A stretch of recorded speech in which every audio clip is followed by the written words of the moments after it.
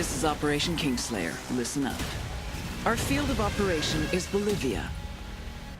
Dense jungles, freezing What's up, mountains, everyone? This is Reviews with @GamerGuy1991, brought to you by megamediaoverload.blogspot.com, and today I'm bringing you a review of Ghost Recon WildLands, which is available on the Xbox One, PS4, and PC, and is rated mature.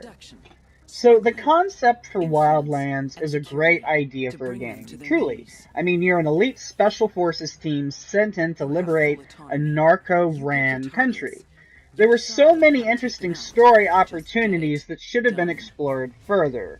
Sadly, this game is really not about the story. No, this is a game designed for cooperative play. You can play solo, and your AI teammates are useful, they can revive you and even hold their own in battle.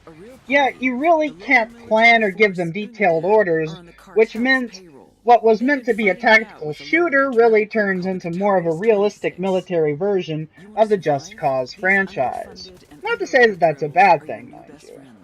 You are free to run, drive, sneak, fly planes or helicopters to explore one hella large island. There are bases and resources that must be gathered and targets to be eliminated. Each resource you gather for the rebels, such as food, gas, or tech supplies, will give you resources to upgrade your Ghost.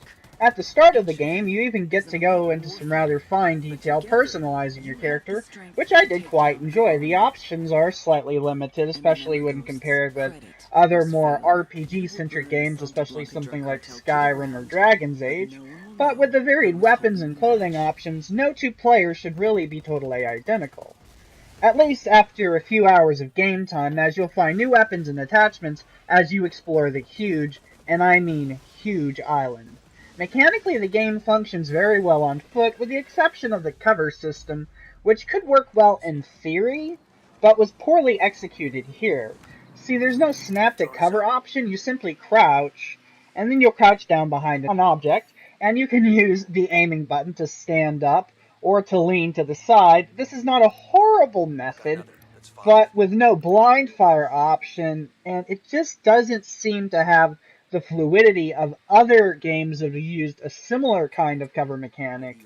I mean, it's by no means broken, and in some areas it works far better than I thought it would, yet it just seems like it needed a bit more work. However, the shooting mechanics are superb. The weapons are well detailed and fully customizable to your playstyle. They also look and sound kick-ass while being used. Additionally, I really enjoyed the option and the ability to go into first person at any time and use the sights on your weapons for more precise shots. There is also a plethora of weapons to choose from, which gives the player a nice slice of variety in their method of murder. See, this is my major issue with the game. It is fun, but before I get to the gameplay shortcomings, let's discuss the rather off-kilter storyline and atmosphere the game offers. There are hidden intel items that do discuss the more political aspects of the storyline, but there are simply not enough of them. A few of the leaders you go after have some interesting backstories. In fact, a few of them are more interesting than the leader himself, as the cartel leader, while being well acted, ultimately looks like he stepped out of an 80s B-action flick, though I am a fan of that kind of thing, so Thankfully, the dialogue between your team and your handler is very well done. The jokes and the way of speaking sounded very authentic, and I really enjoyed the dark humor, as it had me laughing pretty hard, because it really was very authentic military lingo. I also appreciate that one of your marks turned to producing cocaine due to an unnecessary American raid. However, I feel this should have been a bigger element of the game's plotline. The game does have one nearly broken feature, however.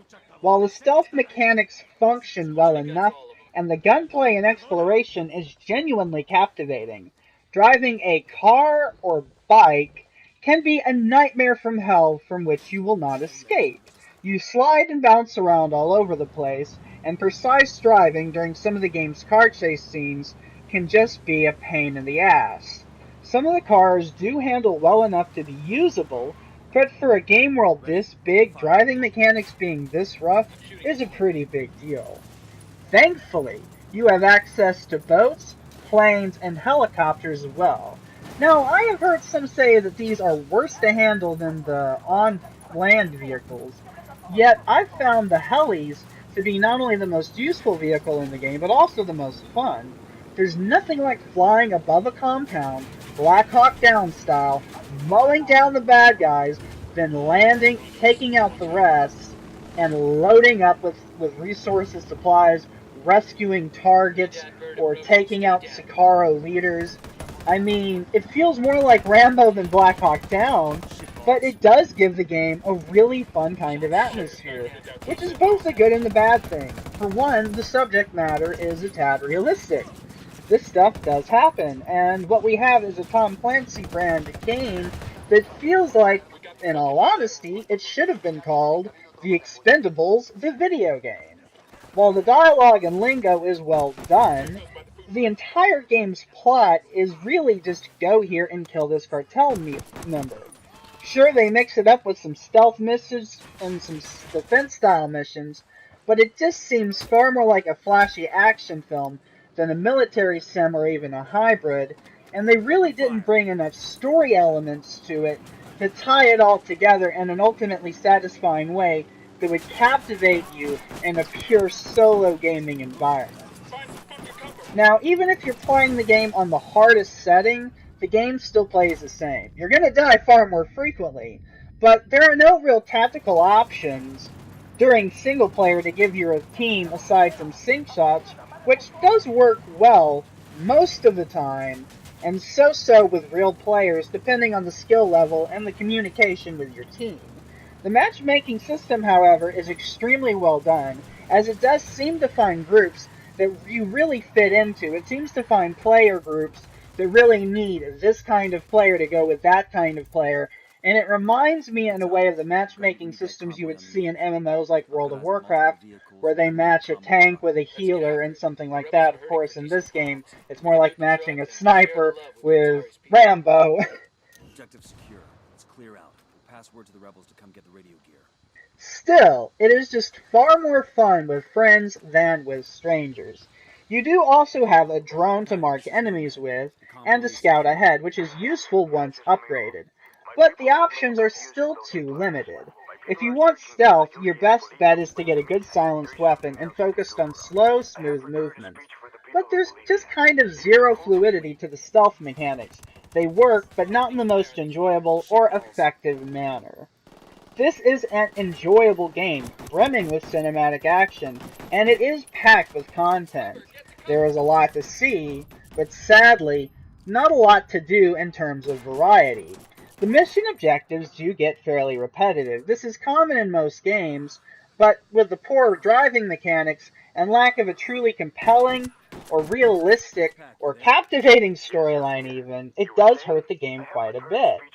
But when you're in the midst of a large-scale firefight, the game is a ton of fun, and despite its flaws, the combat is bombastic enough that I kept coming back for more.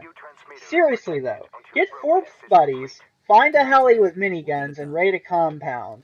That is some of the most epic gameplay I have experienced, and it is definitely when WildLands hits the mark. And man oh man, when it hits the mark, it hits it right between the eyes. But when it misses, it does tend to ricochet and hit you right in your own nutsack, with pure frustration.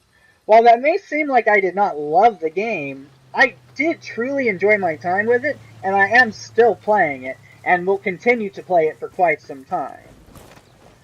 It was one of those games that is sadly quite fun, but also it is easy to get bored of, especially if you're playing alone or with a bad group. However, if you're playing with a group of friends or a really good group, you could easily lose 10 hours just exploring and raiding the island for resources and finding new weapons and equipment. The game, however, does also lack any kind of distinct or memorable or even thrilling score that will get the blood pumping during its major action moments, which to me is a major shame. I mean, this game is going for some great kind of cinematic action sequences, so it really should have had a great kind of militaristic score, something reminiscent of Black Hawk Down or Tears of the Sun, perhaps. In the cars, you do have access to one radio station, which is funny, but only in small doses. Still, Wildlands has a strange quality that pulls you back in no matter what, just to see if you can have one more badass epic moment. Truth be told, as a fan of true military games, I was hoping this would have a nice balance of realism with a slight dose of badass Rambo-esque action. What I got was plenty of Rambo-esque mayhem and destruction, which was welcome, and honestly reminded me of Mercenaries 3, which we will sadly never get to play. But it ultimately is a fun experience, especially if you're playing with friends. But if you're playing with a bad group, or if you're playing with yourself, it can get a bit tedious after a while. Thanks for watching, folks. Please give the video a thumbs up and share around so others may partake.